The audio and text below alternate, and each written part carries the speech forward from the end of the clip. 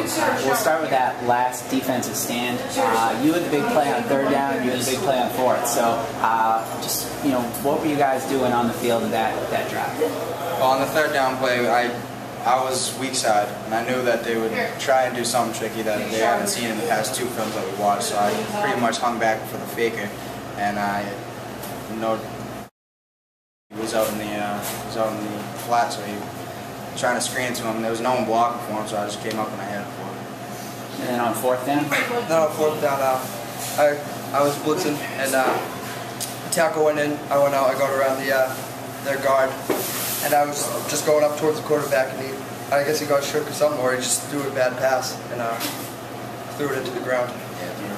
Can you guys talk about the emotional difference from last week's game and this week's game? This week it's our fans. Yeah, it was definitely a great feeling.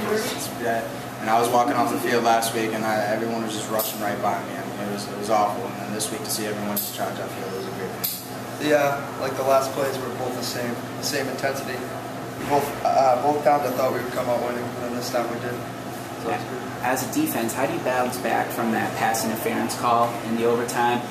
You had driven them back. It was like 3rd and 12 or so from the 12, and then they get that pass interference call, and they're at the 1. How do you bounce back from that? It was Marcus Middleton, who we know doesn't make many mistakes. He made his one mistake of the game, and I just told him short-term memory. We need to get back next play. Just get back on the ball. Just do what we need to do. We did. He came out and he was on coverage at the slant, and I'm pretty sure even if he was a good ball, he wouldn't have made it. What about the fumbles today? I mean, it seemed like both sides had 6, 7 fumbles, so how sloppy was it out there? It was pretty bad on offense and defense. There was a lot of fumbles, but it was even for both sides, so it was an even match. How'd you guys stay ready in that break period with the lightning warning? What do you guys say in the locker room to each other to come out amped ready to play again? We had to keep our mind on the road. We needed to stay straight.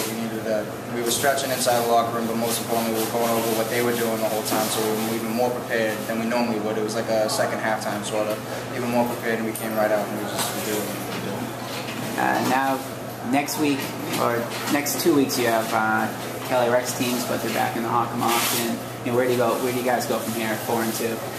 We're gonna look for the next game, one game at a time. And even though they're Kelly Rex, we feel we can beat anyone at this point. 4-2, we're just heads high. We're looking like we can beat anyone. Like Burke always says, stay confident, but don't stay cocky.